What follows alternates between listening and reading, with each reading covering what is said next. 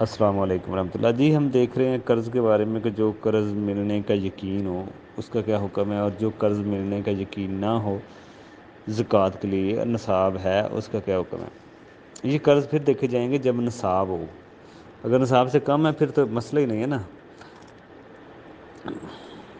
ایسے مال کی زکوٰۃ جو کسی کے اوپر قرض ہے، یعنی کہ کسی کو قرض دیا ہوا مال نہ ملنے کی امید ہو، یعنی کہ ٹال مٹول کر رہا ہے، یعنی کہ ایک چیز کے بعد یعنی کہ وہ کہتا ہے کہ سال بعد دیں گے، ٹھیک ہے نا، کوئی مہینوں بعد دیں گے، کوئی سال بعد دیں گے، اس طرح کا ٹال مٹول کرتا رہتا ہے یا انکار ہی کر دے، اس طرح کی اگر کوئی شکل ہے نا، اس مسئلے میں علماء کے 3 قول ہیں۔ جس پیسے پہ ملنے کی امید نہ ہو، اس پہ 3 قول ہیں۔ پہلا قول، اس پر زکوٰۃ ہی نہیں ہے، پہلا یہ قول ہے علماء کا۔ اگر کسی پر قرض ہو اور ملنے کی امید نہ ہو تو اس پہ زکوٰۃ ہی نہیں ہے، احناف کا ایک قول ہے یہ، ٹھیک ہے نا، مالکی میں بھی ایک پایا جاتا ہے قول، تو یہ اس کی کوئی زکوٰۃ نہیں ہے جو ملنے کی۔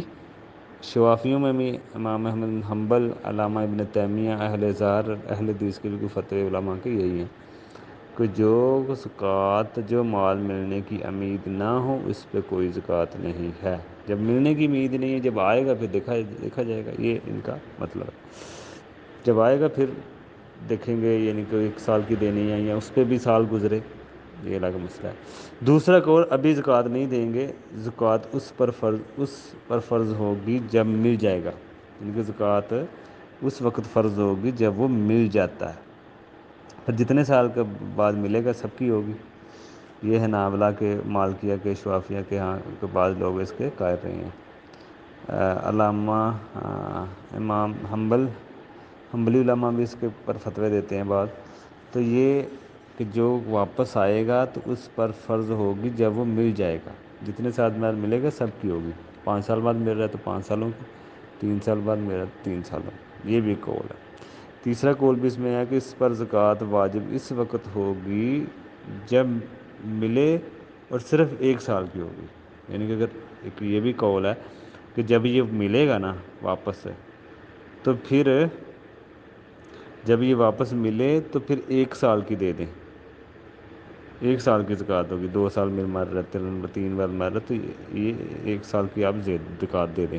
اس میں کوئی واضح حدیث نہیں ہے، صحابہ کے قول ہی ہیں، صحابہ کرام کے، لیکن کوئی واضح نص حدیث آپ کو اس میں نہیں ملے گی۔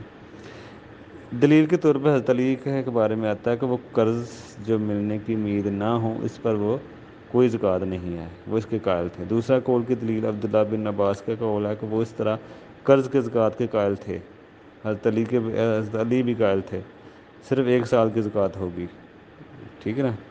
یہ اس بات کے قائل تھے کہ جب وہ پیسہ آئے تو صرف 1 سال کی زکوٰۃ ہوگی، کیونکہ اس نے اس کے کوئی فائدہ نہیں اٹھایا، کوئی خرچ نہیں کیا، اس لیے 1 سال کی دے دیں۔ بہتر قول بھی 1 سال کا والا ہی نظر آ رہا ہے، 1 سال کی دے دے، اپنی خوشی سے نکال دے، کیونکہ یہ کوئی فریضہ نہیں ہے، کوئی دلیل کو واضح حدیث نہیں ہے اس کے بارے میں۔ ان جیسے قرض کی جو علماء کے قول ہے، کوئی واضح حدیث نہیں ہے۔ پھر بھی احتیاط کا پہلو یہی ہے کہ بندہ 1 سال کی دے دے جب وہ آئے۔ بعض تو کہتے ہیں سب سالوں کی دے، سب سالوں کی دی جائے جی کرے، وہ جو قرض ہے وہ ہی ختم ہو جائے، یعنی کہ جو پیسے ختم ہو جائیں۔ 10 لاکھ لینا ہے اور 10 سالوں کی زکوٰۃ ہے تو آدھے سے زیادہ زکوٰۃ میں چلا جائے، تو اس طرح مال ختم ہو سکتا ہے۔ تو بہتر اس میں یہی نظر آ رہا ہے کہ وہ جو ہے نا وہ 1 سال کی دے دے۔ آگے بھی انشاءاللہ ہیں، دیکھیں گے ہم کہ جو قرض فکس ٹائم ہے، کہ اگر کوئی 5 سال کی مدت میں قرض کسی کو دیتا ہے، 5 سال کی مدت میں، 10 سال کی، اس سے پہلے نہیں ملنا، پہلے ہی طے ہے کہ 5 سال بعد ملنا ہے، اس پہ کیا علماء کی رائے ہیں، وہ بھی قرض کے بارے میں انشاءاللہ ہم آگے تھوڑا سا تفصیل میں دیکھیں گے کہ ان میں کیسے زکوٰۃ ادا کی جائے۔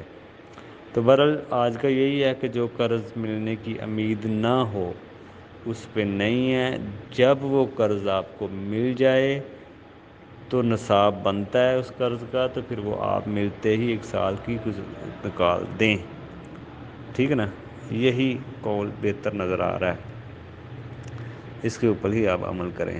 اگر وہ نصاب سے نیچے ہے پھر تو مسئلہ ہی نہیں ہے، جیسے نصاب ہے ایک مثال 1,00,000 روپیہ اور یہ قرض کسی کو 50,000 ہے، تو یہ تو نصاب ہی نہیں بن رہا، 70,000 تک بھی نصاب نہیں بنتا، چاندی کے حساب سے بھی مسئلے کو دیکھیں، ٹھیک ہے نا؟ تو نصاب اگر ہو تو پھر یہ چیزیں دیکھی جائیں گی۔ السلام علیکم۔